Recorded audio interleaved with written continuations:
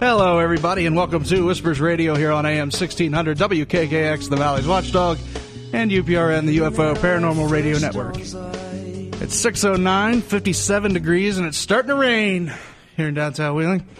I'm a little out of breath because I just ran a mile, I think.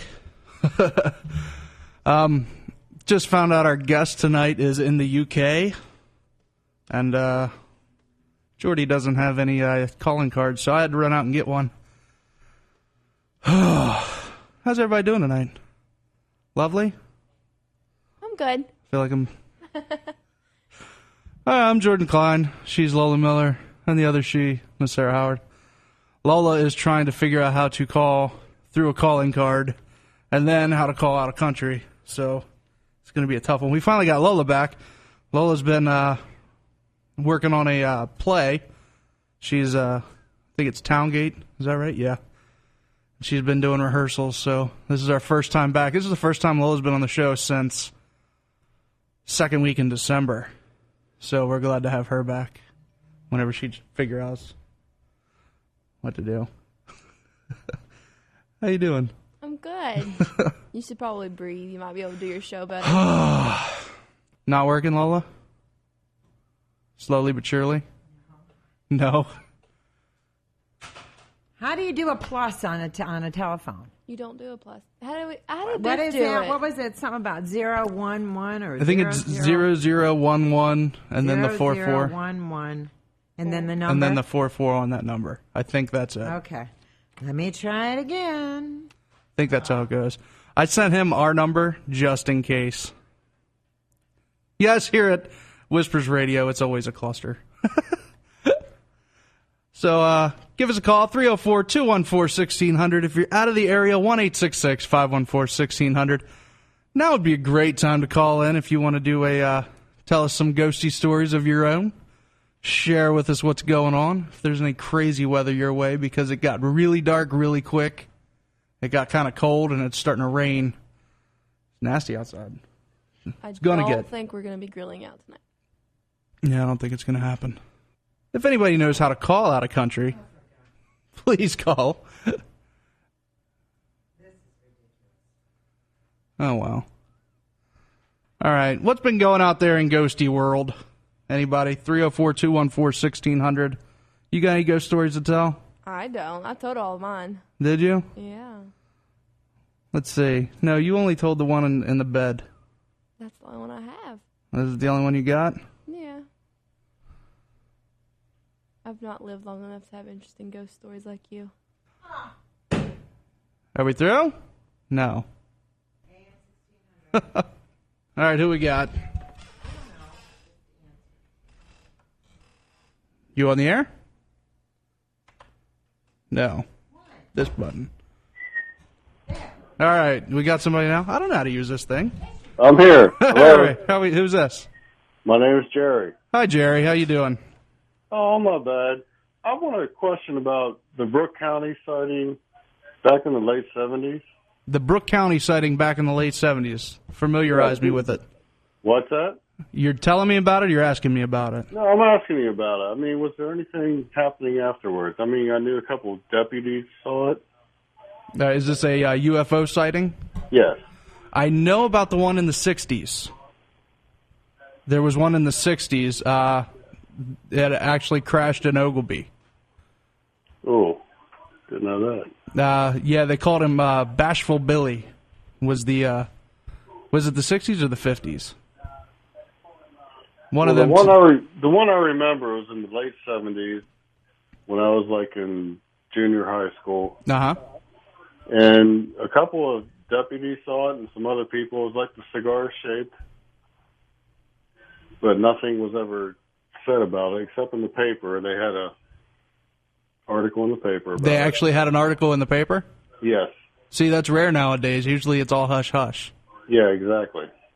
Yeah, the only one I'm familiar with really in this area is the Bashful Billy one, where it was a crash in Oglebay, and there was sightings. I guess they said that the official report was it was a burned woman but there were a lot of reports of just like the smell of rotting flesh and a lizard creature for like weeks. Yeah, they called it Bashful Billy. Never heard of that one. Yeah, we had a guest on a while ago. His name was Frank Frascino. His book was Shoot Them Down: The Flying Saucer Wars, and he talked about it. But I remember looking it up. We went to where are you in Brooke County now, or are you in? No, I'm in Ohio County. In Ohio County, yeah. I went down to the Ohio County Library and got on that. Is it called microfiche? Yeah. Where you can look through in the newspapers. Yeah. And I was checking, just through the dates, and I found there was articles actually, even was it the artist's conceptual drawings of the alien. Well, that's interesting. Yeah, they had the pictures, and then, just they're making jokes about it, but it was in the paper. That's the only thing I really found. Well, if I knew the date of the late 70s, or late 70s it was, in Brooke County, I would give it to you, but I have no idea. I cut it out, but I didn't cut out the date on it. Yeah, which, I don't even know where that article's at right now. If you were in junior high, I bet you wouldn't have kept on to it. I don't remember anything from then. Yeah, exactly. So it was a cigar-shaped UFO over Brooke County. Yeah, it was in the evening time, and a couple of deputies saw it with other people. That's all I can really tell you. Oh, hold on just a minute. We got a phone call. All right. Okay, you're on the air. Hi. Hi, who's Nigel this? Kerner here. Oh, hold on just a moment, Nigel. And I think I hung up on the guest. Yes, the guest is on the line now. We've been trying to call frantically for the last 10 minutes, trying to use this. Oh, did we lose him? Okay, it's him. All right, the first guy, the caller on the first thing is still on the line. I think I pushed a button. Yeah, I'm taking off. I'll let you try that. Hey, thanks a lot, Jerry. Thank you. Oh, my goodness. What a beginning of a show. If you're still with us, apologize. Nigel Kerner. No, wait a minute. Who was on line one? He's gone? Line one's gone now. Line two is Nigel. Okay. Nigel, I am so sorry. We're here. Steve, it's delightful to talk to you again. Well, it's good to talk to you, too. Are you sure? Are you really sure? Yeah, we just found out right before the show you were in England. So we're like, oh, man, we don't have a calling card or anything. So I took off running, to a couple different stores until I found one, and none of us know how to use a calling card out of state, or nobody knows how to call out of country. Only Biff, and he's gone, probably at a hockey game, So Lola's been trying to get it through, and I've been trying to not sound too dumb on the show. The joys of live radio, I guess. Yeah. All right, guys, Mr. Nigel Kerner. His last book, we actually had him on the air. Man, it was probably when we first started the show. It was called Gray Aliens and the Harvesting of Souls. Is that correct? Yeah, I just about remember the title myself. And now you're talking about 2012. Now, first of all, let me say hello, and it's delightful being with you. And anything this hard to get to must be worthwhile. So I must tell you that, I really don't want to depress your audience or whatever, because I suppose I'm here to talk about whatever might be in 2012. Everyone's has his own little pocket full of rainbow dust or whatever, volcanic dust or whatever about this thing. Well, very interesting. We've actually gotten a little issue. I don't even know if Lola knows about this because she's been gone. But we had a guest on talking about 2012 not too long ago, and he was just in the papers and news. He was in a shootout with the police, and the show was actually used in a Phoenix News Stories. Well, good heavens! A cop knocked on his window and he opened fire with an automatic rifle. Good. So that's Americans for you. So hopefully you're going to bring brighter news of 2012. I really don't know what. Well, you're not going to open fire on anybody, right? The terrible thing, Am I talking to Jordan or Nick? Yes. No, Nick is no longer with us. Well, I mean, he's still alive, but he's no longer with us. Yeah. I really want some good news in 2012 because everyone seems to be very bleak about things that might be happening and so on. But you look at these kinds of postulations and assignations, shall we say, with the future. No one really knows. Well, one can attempt to judge, and one hopes it is a little bit sober about the judgment, putting all the factors in and so on. I don't particularly think this world is going to end at all in any kind of cataclysmic way. But I think we've been working up, and the signs are evident, we've been working up to some factorization of this alien entity business and so forth. And that, I think, would probably be the big deal here. We'll finally make some kind of what I would call a definitive factorization, if you like, of this question of aliens and so on. And I think we will probably get that this year in 2012.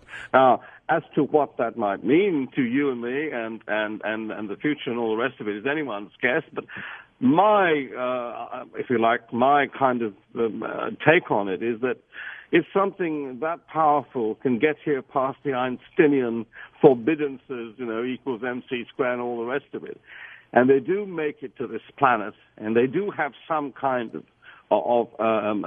hidden agenda or whatever, some kind of agenda with us, that like with all superior technologies or technologies able to perform this feat have to be superior to ours here now, because we can't do this, back to them, so to speak, or anywhere it comes to that.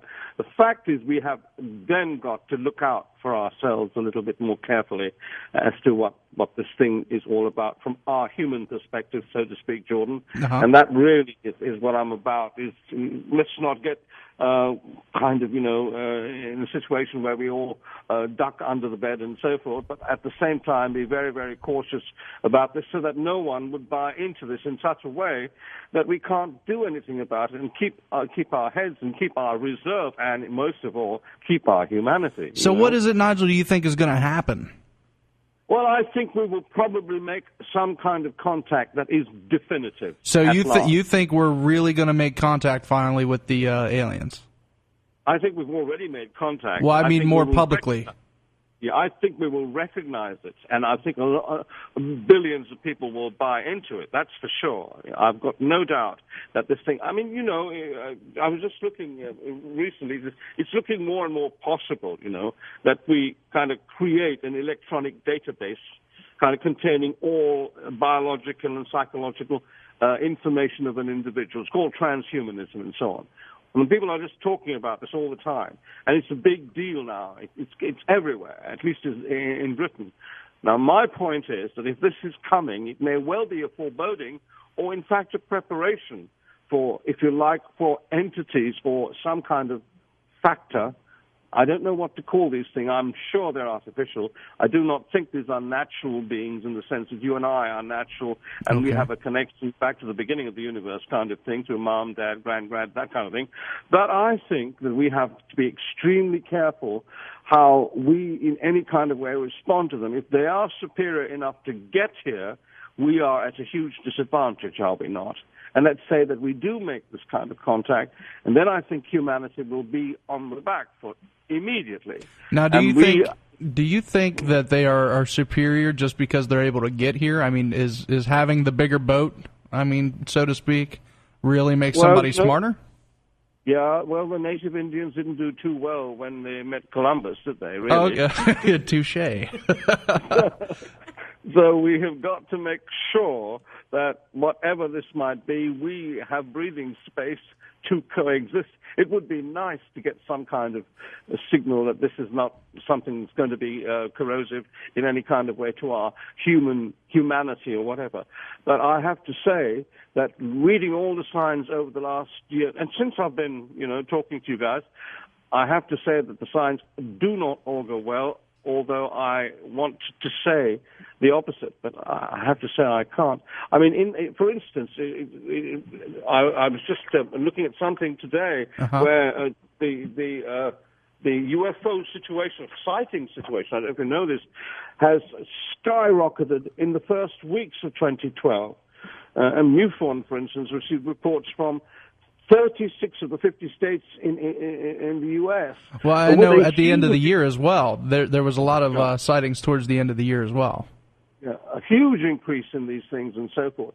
Now, what on earth is happening here? This is an incredible phenomenon, and yet, have you noticed, there's almost negligible reportage in the mainstream. And that's the scary thing, Jordan, the fact that the mainstream is so silent about it. Now, you can take two things from this. Either this whole thing that is regarded genuinely as nonsense and not worth just interest value at all, or there is some huge canard here being prepared for the whole human race, and some small but very powerful people have an interest in hiding this from the rest of us. I mean, we can pin down, for instance, that 96% of the media on this earth is owned by just 8 central organizations. Yeah. And that is a really scary thing. I'm talking mainstream now, not you heroic guys out there struggling to get the news to the rest of us and so on. I have to say, I see you guys as Horatio defending the bridge, so to speak. And I must congratulate you. You seem so brave for being so little, so to speak, and doing such a large task, Something like that was quoted about the Sioux during the war by Winston Churchill. I feel like there should be, like, hero music playing behind me now, like I want to stand taller. Yeah. Well, look, the whole important thing, is it not, is that we, as humanity, keep our humanity and hopefully improve it and learn from our lessons of the past. I cannot say that we have. I think the second law of thermodynamics is doing its evil worst amongst us, and we do continue to make the most horrendous mistakes, and terrifying things are going on all the time. And you would have thought, with modern understanding and the kind of communications we're capable of, one-to-one around the world, that the human family would have learned through talking to understand each other more. Yet it seems there is an ugly factor right in the center of all of this, something we can't quite put our finger on. That's the enigmatic thing, about all this, is that we can't really get there and see what this thing is. It seems to be hiding and dodging, and in some kind of way I have, well, from the evidence, I don't like this business about, well, I feel this and I feel that and all that kind of business. If you really cogently put the factors together, I think you can come to a very, very terrifying conclusion that once contact is made, if it is made, then we, in the human frame of reference, have to watch out, Jordan. Well, I think the problem with humanity is greed. And we have gotten to this point now in our civilization where greed is overtaking every other emotion and empathy that a human being can come up with.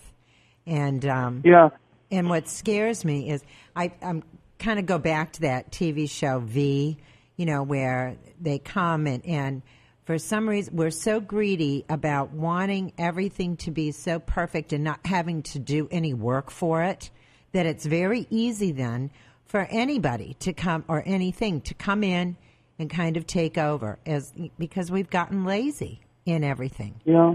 I think you're absolutely right. You have a very powerful point to make there. But the question must be asked, why are we so greedy? And I think that's a natural just in human nature to survey, to look at greater and greater horizons. And the more we do that, the more the human mind wants to understand those horizons.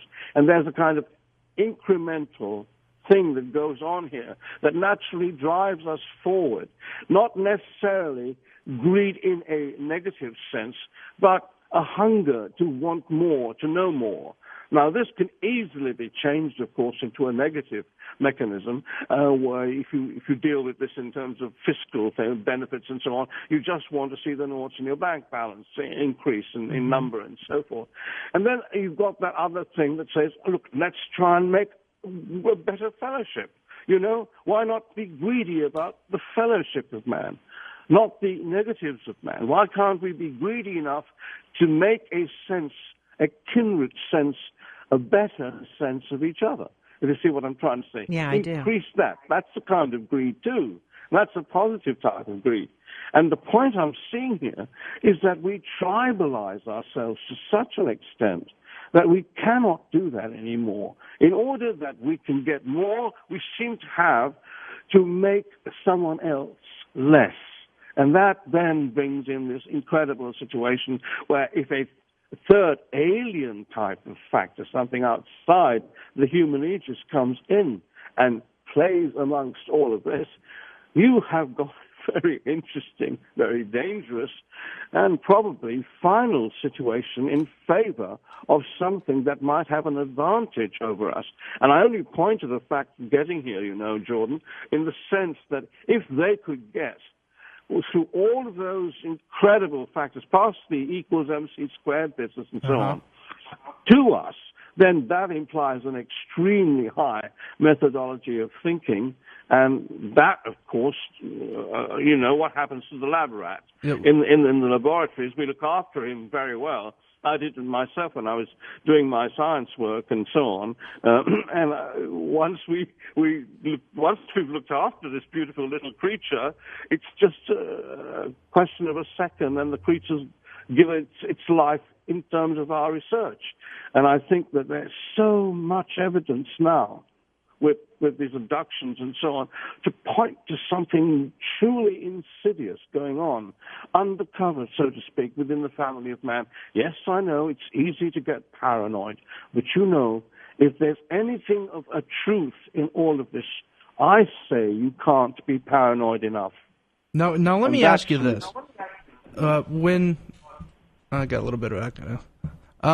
In the U.S., you have, when anybody talks about aliens, it's always like, oh, that's the crazy person. It's always swept under the rug. If anybody in the media talks about it, it's always kind of swept under the rug or made a joke out of. Anybody who says they've been abducted or seen sightings or anything like that, it's always, looked down on. What is it like in the UK? Well, the British have a wonderful facility for hiding anything that is important. It's called the stiff upper lip. I don't know if you've heard of it.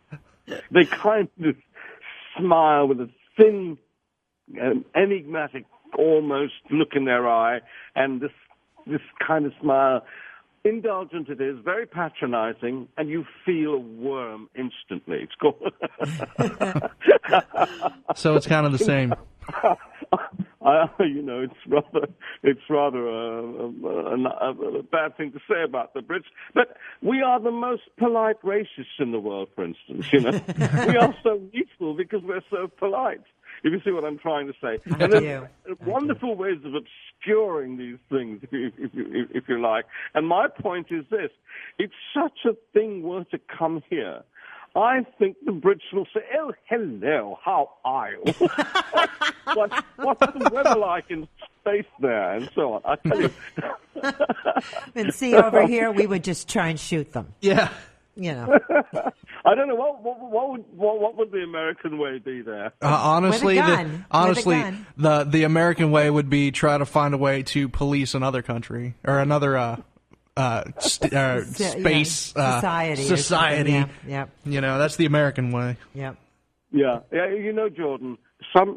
Last year, the Press Club in Washington, in 2010 rather, it was 2010, released on CNN top military people revealing that they saw UFOs over nuclear installations. Now, we had some of the biggest names, the most respected people. You would have thought that the Americans might have respected astronauts and military people of that eminence. Here's the Washington Press Club doing this. And do you know, it just lasted about a week. I know. It was complete. It was gone. It was taken away. You know why? Because Lindsay Lohan got busted again. That's our morals. It's amazing how they do this business, this question of cancelling out, of erasing these questions we all should be interested in. Just the idea that something might come from all those countless trillions of stars out there. And instead of giving it any credence, I guess, it was ignored. Yeah, I mean, isn't it amazing that we would see this in this kind of way, that most people, at least if you look at the press as a reflection of public interest, you would have thought that they would have said, wow, this is something we all should be talking about, getting ready for, blah, blah, blah, especially as we know our technology is now going out into space and doing all these wonderful things. Well, and all of that on 200 years of development. What if there is some place, at least a mere 1,000 years of development, that exponentially, at least at our rate, might have reached something phenomenal? Well, they may well be able to contact us. Now, what I'm saying is simply this. If you've got a universe that, through the second law of thermodynamics, is going from bad to worse, no doubt about it. That's what the second law says. It rots you. Everything rots. You die the moment you're conceived. And it's going to be a finite universe. It's the heat death of the universe, the death of the universe. Well, that's the whole shebang we're talking here. Now, if that happens, can you imagine? It's a negative thing, is it not? Because you are not there anymore. And you can't get more final and negative than that. Now, my point is this. If technology and greater technological invention can bring about this thing even faster, and that then comes to our planet, then we are in big trouble.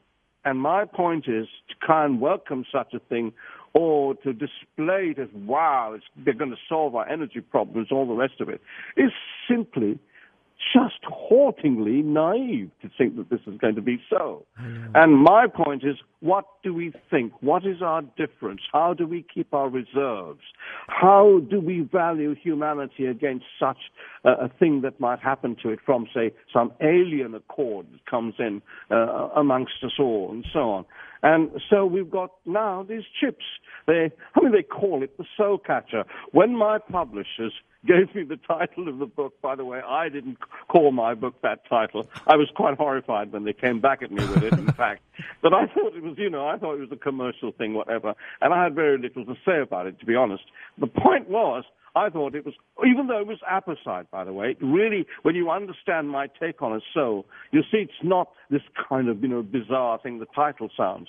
And I explain it quite simply, as an information field. Just like the thing you send, the message you send on your mobile phone, for instance. It moves from one place to another. You do not see it. Yes, it's a package that exists of information unique to you because you made it on your mobile phone. You press the button, and then someone else 1,000 miles away picks up that unique piece of information. So it's preserved, and it moves at the speed of light. And that message will be going out into space and going on and on out into space because information is always preserved. And that's the take of all science and physics now, that information cannot be destroyed. Well, I see a soul as a body, an entity making all that information, but more profoundly, that each one of us has an individual information-making mechanism called a body, if you like, because we have a biomagnetic field. We have all the electronics necessary to do this. Only our information field is coded with emotion, imagination, highly sophisticated, far more information than a simple message sent on a mobile phone has. So to me, a soul is simply an individualized, potential, huge package of information that's unique to each individual, and that goes on forever. Now, when we die, that carries on. Now, and so a soul is a simple thing for me to understand in those terms. Now, when we talk about this information, going on forever, how are we tying this into 2012?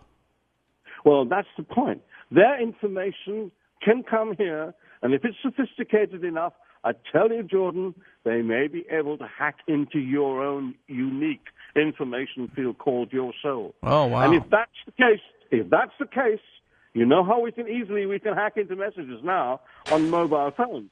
Well, if that's the case, then you don't exist anymore, neither do I. Whoever these guys do it to, we are an in-between stage of them and us, and therefore nothing unique and different anymore. We lose our humanity. So do you think and they're going to... It's a deal. It's a big deal. So that's my take on it.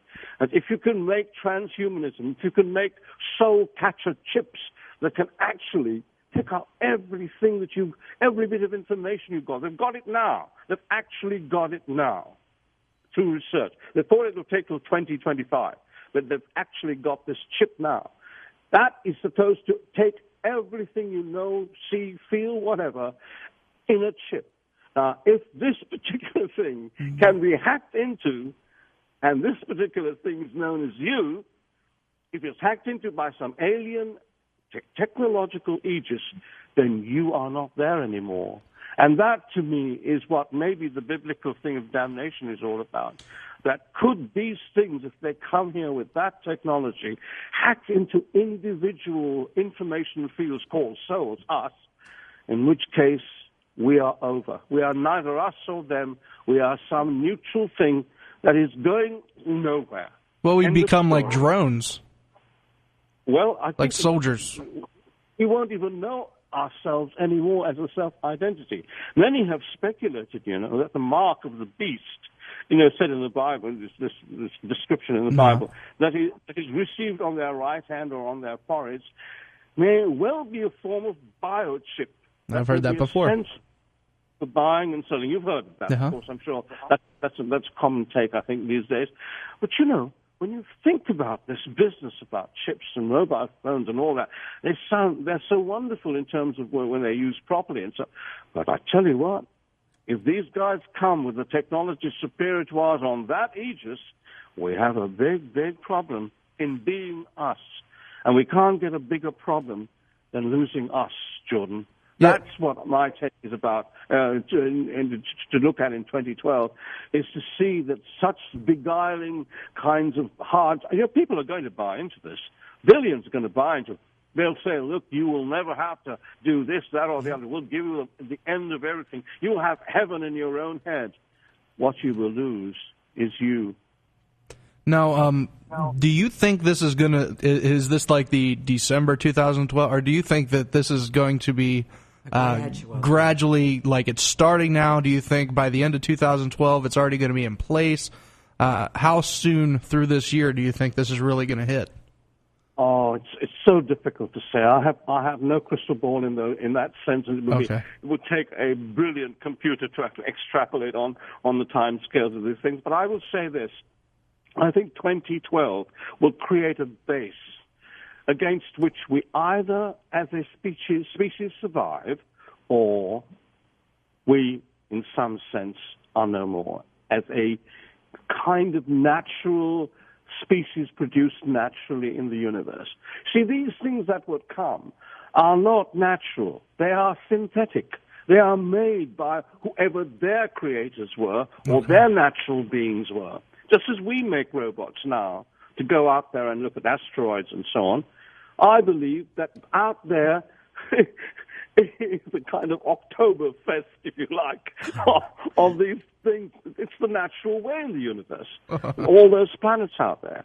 And we've got to find some methodology or some situation. And this is where I think even though I'm not a religious person, I came to understand religion much more and spirituality much more. And here I'm not talking this airy-fairy stuff and so on. I'm talking a real sense of what the great teachers were talking about, like Joshua ben Joseph or Jesus Christ or Gautama Buddha or any of the other great sources of wisdom and so on. What they were trying to say, I think, is hang on a minute. If there is a physicalness to you, then that physicalness may be intercepted by some means or another. But if you've got something where you can understand the universe based upon a non-physical sense of being, then that can't be grasped. That can't be taken, if you see what I'm trying to say. Yeah, your spirituality. A soul is a physical thing because it's energy. It's physical energy in a pattern, so to speak, you know. It's made in a pattern that translates as a message or a picture or whatever. But what I'm talking about is something beyond the scale of force. In fact, it's the opposite of force, an opposite universe where things go together, unforced. I think this is what the great teachers were trying to tell us. If there's a universe that breaks up, and it's a force, then there also has to be its opposite, a universe of unforce, where things come together and stand whole, and there is no time. If there's time here, there's no time there, and so on. And that, accessing this from our disposition, there are certain rules we have to follow. We once came from there with the Big Bang, but to return there, we have to go back to our tails, so to speak. And here is the technique: to care, to bring things together, to unite, do the opposite of the second law with mental will. Now, what are we getting across by going back to a Big Bang? We're going back to a situation where we become whole again. Okay. And therefore, because we have all the information, we don't need to go out and retrieve information. We just coalesce back into a single point of knowing all things again. And I think that what happens is, because in the first place, ironically, you know, it's a good question you asked there, Jordan, ironically, because there is all things together as a singularity, there also has got to be the opposite state of all things apart in ultimate chaos.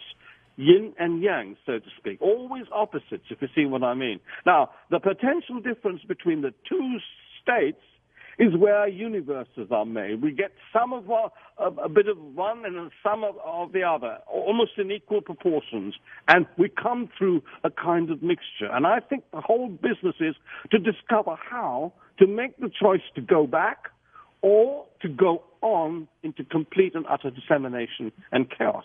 And I think that what these people are saying, the great teachers are saying, is you've got a choice. If you do it this way, you can return back and you can have your whole self back again. You will be you. But if you let yourself go and don't have those constraints, you will then be broken up into pieces and you won't be you anymore. And it's that simple a rhythm, if you like. And that's the whole business, the whole encapsulated business of existentiality, as they say. To me, there's so much sense to that. And that's why I wrote the books, to actually try to explain this idea to my children when my young son, as I said to you, asked me the question, Dad, are UFOs real? From a total and thorough skeptic, in doing the research, I was overturned, head on heels, so to speak, you know, and completely convinced at the end of the day that we have a Pandora's box that if we open can make a wonderful revelation to us all, each of us individually, if you like. So I say to you that I think something is there in this world today, Jordan, and we have no time, I think, to talk about it, but something happened in a cave in Judea that scientists recently, for instance, in Italy, the Italian National Agency for New Technologies, Energy and Development, right? They've been doing this kind of work on the thing called the Shroud of Turin. Yes. I think I spoke about that before. Yeah. Well, let me tell you their recent conclusion. This cannot be a fake. What we have discovered is that this thing was made by an intense burst of UV directional radiation that is in degree not duplicatable by any technology on the Earth today. Yeah, I think we've talked about that. Yeah, 34,000 billion watts of energy made this impression on this cloth in that Judean cave. Now, if a human body is capable of doing a thing like that, and the person to whom that body said that we were like him, don't ye know ye are gods, he said. Well, we've got to find something about ourselves that lets us into the secret of that power, because each of us is, on his statement, supposed to have such a power. And look at what we do with it. Look at what we make of ourselves. Somewhere along the line, this has been taken away from us, this idea, this knowledge. And I think that if this is an alien disposition doing this, it's in their interest to keep us the mice we are, really, the mice we have become. And I think in this incredible thing, the Shroud of Turin, 2,000 years later, this wonderful being was mangled to death for loving us, quite simply for loving us. He was mangled to death. And he left us, even in death, a souvenir to give us hope. That if we believe we have a capacity in the way we are as human beings to do a thing that he did, like he did, well, we've got something wondrous in hope then. But we jolly well better get onto it fast, you know. Wow. I'm okay. Go for it, Lola. No, that just... When you put it in terms like that, it's really, I don't know, it's mind-boggling. I never even thought to take it back to, Christ and God and things. I just, and when you were talking about, that you don't have a crystal ball to see this, you have to face, if there are beings coming or are here, our time is nothing to them. Oh, yeah. So to try and put any kind of a timetable that would mean anything to us is really kind of ridiculous, really.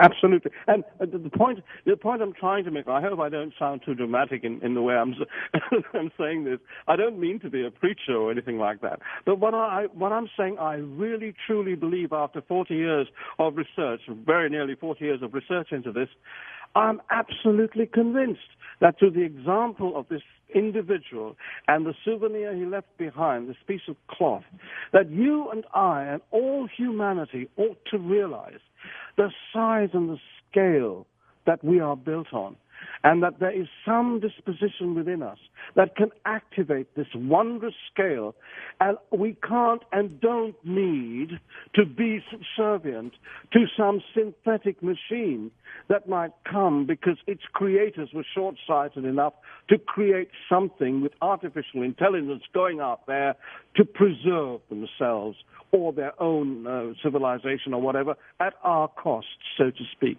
We are finally, the most magnificent entities of all.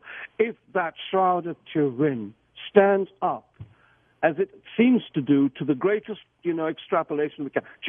We cannot, in terms of our present technology, duplicate that kind of power. Yeah, I think it's been tried several times, hasn't it?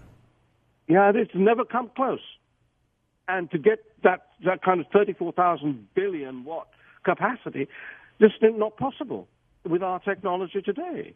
And now that is an amazing fact. And I think we should shout that rather than hail these things that might be coming in 2012, We all should be saying, hey, man, discover what you are through this business of the shroud. Maybe we'll convince ourselves that something wonderful, and in following the way this man asked us to be, something wonderful can happen to us. Something grander than any alien or whatever can actually manage, so to speak. Here on the earth, in our home place, in the good old US of A, if you like. Now, Nigel, let me ask you, if we, grasp onto this idea and run with it, are we still looking at this kind of mind takeover in this year? Yeah, I'm afraid we are, because, you come on, look at your children and look at your family and ask yourself the question, Jordan. It's too attractive. They will come with all kinds of hype about this, and they'll ask us to buy into these chips. They might even take medicine over and say, unless you're chipped, our machines that cure you will not be able to cure you, and you're going to have to be chipped. And once the chip is in, of course, who decides who takes it out? And who decides what comes through that onto you? So I think if I had anything to say to my children, I would warn them about a thing like this. Try as much as you can when they come with these beguiling statements to say, hang on a minute, now who is going to do the control here? And how can I finally say no? If you see what I mean, So there is something to think about, I think, for 2012. I hope I'm not sounding too depressing about the potential of this, but you know how people buy into technology. That's what corporations are there for. So stick an Apple logo on the back of it, and it's going to be eaten up. Yeah. And so what I'm trying to say is our natural being in the shroud, and that's the whole point. The shroud is negating technology to the point where it is saying our naturalness. A dead man 2,000 years ago with no technology could do this, could come alive again, can change his disposition and transfigure and be something else that goes on forever. A different type of being, if we behave in a certain way. I think that's a magnificent piece of hope for us all, because it's built on a tangible artifact that we can prove can do this, if you see what I mean. It's not just some story. Here it is, empirical proof that this incredible thing happened, if you see what I'm trying to say. And that gives us validity. And that is the hopeful message for all of us. We can do that if we know how. He told us how. People misled us on several ways about that how, by the way. I'm talking about, organized religion and so forth. But if you get the pure stuff that this man actually said, I'll tell you what, you and I are saved. Lola, you had a... Well, it fascinates me because we've had all kinds of sightings at the end of last year and the beginning of this year. Media, nothing about it. The shroud, the testing on the shroud has been done on and off for decades now, and now they have real proof. But have we heard really anything about it? No. You would think that would be a huge news story rather than, I keep going back to Lindsay Lohan, but she's always in the news here. Absolutely. And so it really bothers me that, people, I don't know what kind of elite you want to call them, but, kind of poo-poo the idea that faith and belief is something that the masses, who said that religion was the opiate of the masses. And that's how they want to portray this kind of stuff.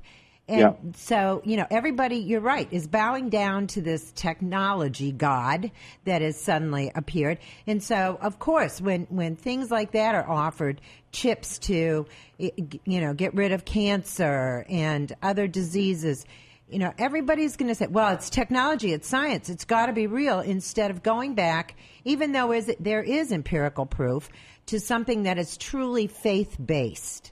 And it's a sad commentary on humanity and it by itself. Absolutely, Lola. Wonderfully put. The point about it is that we have the remedy, and the point is we choose not to see it, or they choose to show us a sight away from it, so to speak. And I think that within our own auspices, if you take the bull by the horns, so to speak, we have this power. Each of us individually has this power to find the truth out for ourselves, because we have been misled every which way. Yeah. Praise the Lord and pass me the money has been one sort of day. Absolutely. Kind of, and I don't wish to sound frivolous, but, an awful lot of people have been hurt so badly by such custodianship of mind, body, and spirit, so to speak. And I think that we human beings, in the end, are our own saviors. And I think from time to time, these sparklers come into our domain, and one of them happened 2,000 years ago. And they've been coming in different formats, in different languages, in different religions, and so on. But we look away, as you say, we look away. And it's about time we look to it, I think, in 2012. If this thing comes from the sky and chips are the order of the day, it's not the stuff you eat, it's the stuff that you've got to watch. No, Nigel, we are out of time. We do have to cut at 7 here. Okay. Where can our listeners get a hold of your book? Where can they find you? Well, my website is nigelkerner.com, very simple. And I think you can trace the line from there. But, please, this is no false modesty or anything like that. there's nothing I can do for the individual. If you read my book 10 million times, it's what he can do for himself that really matters. And rather than look up my website, I would ask him to look up himself, or herself. That is just so profound, Nigel. I'm just teasing you. That's good, and it's empowering. Yes, it is. It's a very empowering message to for people to get their crap together. Yep. Yeah. Well, great talking to you guys. I feel rather sentimental because I started doing these broadcasts with you guys almost, with the first thing that happened. It's nice to be able to talk to you, Jordan, and Lola again. It's good to talk to you, too. It's been a long time. And it has to be a shorter time between this one and the next time. Yeah, we need to do it again. Yeah, sure. Okay. Love to do. Look forward to it. Yes, Nigel, thank you very much. Nigel Kerner. Hopefully his new book, what was it going to be called? Soul Piracy? All the Margins of Forever, but that's the third one, and that's the last one. And then I'll go and do some mischief elsewhere then. Sounds good. Thanks a lot, Thank you, Nigel. All the best. Bye-bye. Bye-bye. Lola, I was waiting for you to go into the conspiracy theory realm where how corrupt our government is. If everybody's got these chips and the aliens can control people, what's stopping our government from trying to hack into them? I was waiting for it, and you didn't pull through. No, Jordan, because that is a show unto itself. Believe me, I've already thought of that. The minute he started talking about it. I was waiting for it. I was like, as soon as he stops talking, Lola's going to say conspiracy. Yeah. And it never happened. Because I was really surprised at the tack he took. We're going one way, and then when he brought up the shroud, that sent me in an entirely different direction. But already, now if you go on his theory that could very possibly be the way, and I keep going back, I even gave you the V sign during the broadcast, because that's exactly what the aliens did in V, was offered all this wonderful technology, clean energy, unrestricted energy sources, any kind of disease they could cure or even anticipate the fact that you might have something wrong with you, and kind of just sucked everybody in with a handful, and there will be, that will fight back and not believe this. And then I thought, they're talking about chips already. I'm even considering, and this may sound ridiculous, but my dog. I travel a lot, worry about her. There's chips for dogs. Thought about getting her chipped just in case. Well, they're talking about chipping Alzheimer's patients because they wander off. Yeah. So under the guise of technology doing a good thing, which I believe in that instance it would be, Lord knows what they can put on those chips anymore. They were saying that one for a dog is smaller than a grain of rice. Yeah. And it's got all kinds of information on it. So it's really scary to me to think that, and honestly, I can see governments working hand in hand under the table with, for the lack of a better word, aliens that have come down, It just, but what does it all go back to? It goes back to greed. Oh, wait a minute. Oh. What? Go. It makes me think of the show Dollhouse. You're talking about V, or Dollhouse is one that we were watching too, that, they would make the people whatever they wanted them to be for greed. Yeah. And they were. Did you watch Dollhouse? Yeah. Did you? Except for the last episode, because you had to buy the whole set or something to get the series finale. But and then he was saying, well, there's good greed, which would be, we should be greedy to learn how we can help everyone, the different things that can be done. But I think it's human nature, because those people that think in terms of almost like communal in intelligence sharing and all that kind of stuff are the good-hearted souls.